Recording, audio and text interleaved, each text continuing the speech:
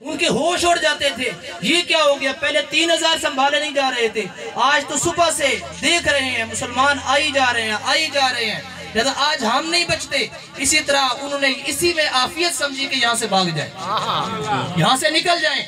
تو 2 لاکھ رومی فوج، عیسائی فوج، وہ شکست خوردہ ہو کر میدان چھوڑ کر بھاگ گئی۔ حضرت خالد بن ولید رضی اللہ تعالیٰ عنہ نے اس جنگ کے اندر اپنی 9 تلواریں توڑ دی۔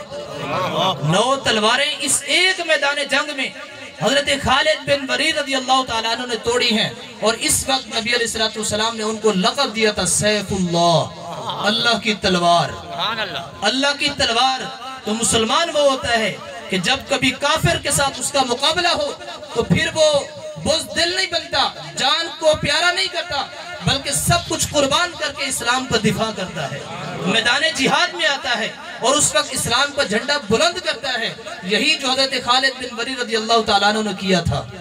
اور نبی علیہ السلام مدینہ میں بیٹھے مدینہ میں ہیں، سینکڑوں میل دور موتا کے میدان میں جنگ لڑی جا رہی ہے۔ حضور مدینہ میں بیٹھ کر صحابہ کو اکٹھا کر کے فرما رہے ہیں، اب میرے زید بن حارثہ شہید ہو گئے۔ پھر تھوڑی دیر بعد فرماتے ہیں جنگ جاری ہے، حضرت جعفر بن ابی طالب اب شہید ہو گئے۔ پھر تھوڑی دیر پر فرماتے ہیں کہ اب عبداللہ ابن رواحہ بھی شہید ہو گئے۔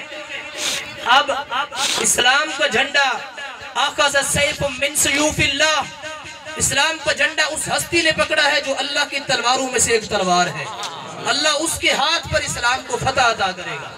اب نبی علیہ السلام بیٹھے مدینہ میں ہیں، خبریں موتا کے میدان کی دے رہے ہیں، اور پھر مہینے بعد حضرت خالد بن ولید رضی اللہ تعالیٰ عنہ جب لشکر لے کر آئے تو مدینہ پہنچنے سے پہلے ایک شخص کو بھیجا، جاؤ مدینہ میں خوشخبری دو کہ مسلمان فاتح بن کر آ رہے ہیں، 3000 کی تعداد 2 لاکھ کو شکست دے کر آ رہی ہے، تم جاؤ یہ خوشخبری سناؤ حضور کو۔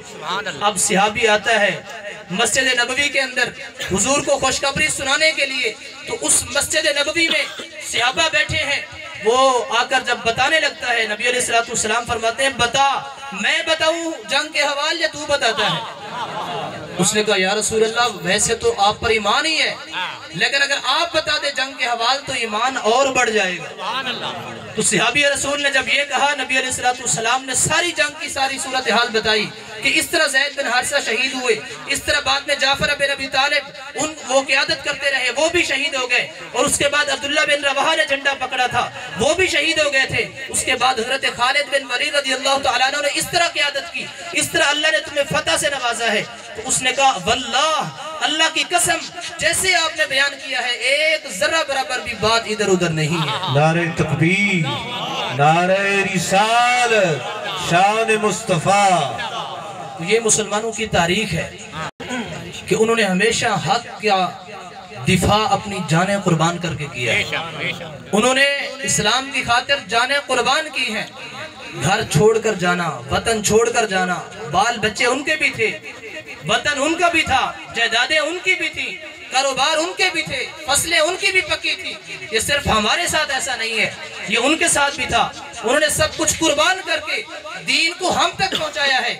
آج میرا اور آپ کا فرض ہے کہ ہم اس وقت اپنا محاسبہ کریں کہ ہم کیا کر رہے ہیں، ہم اسلام کی سربلندی کے لیے اپنا حصہ کتنا ڈال رہے ہیں، کتنا کردار ادا کر رہے ہیں، اپنی اولاد کو کتنا دین کے قریب کر رہے ہیں۔ یہ دین تو آیا اس سر بلند ہونے کے لیے ہے، یہ دین تو آیا اس سر بلند ہونے کے لیے، تمام دینوں پر یہ دین غالب آ کر رہے گا، کیونکہ اللہ رب العزت نے فرمایا هو الذی ارسل رسولہ بالہدی ودین الحق۔ اللہ وہ ذات ہے جس نے اپنے رسول کو دین حق دے کر بھیجا، اور اس لیے بھیجا لیظہرہ علی الدین کلہ، تاکہ اللہ سارے دینوں پر اس دین کو غالب کر دے۔ تو حضور کی آمد کا مقصد ہی اس دین کو غالب کرنا ہے، یہ دین غالب آنا ہی آنا ہے۔ لیکن اگر میرے اور آپ کے ذریعے اس دین کا کچھ پیغام آگے پہنچ جائے گا، اس دین کی بات کہیں لوگوں تک پہنچ جائے گی، تو میرے اور آپ کے لیے یہ ذریعہ نجات بن جائے گا۔ اس لیے اس مختصر سی زندگی کو نبی علیہ السلام کے دین کی خاطر، آپ کی دین کی خدمت کی خاطر اگر گزاریں گے تو یقیناً اللہ رب العزت ہمیں اس دنیا میں بھی سرخروئی عطا فرمائے گا، اور اگلے جہان میں بھی اللہ رب العزت نبی علیہ السلام کی خاص شفاعت نصیب فرمائے گا۔ دعا ہے اللہ رب العزت اس محفل پاک کو اپنے بارگاہ میں شرف قبولیت عطا فرمائے۔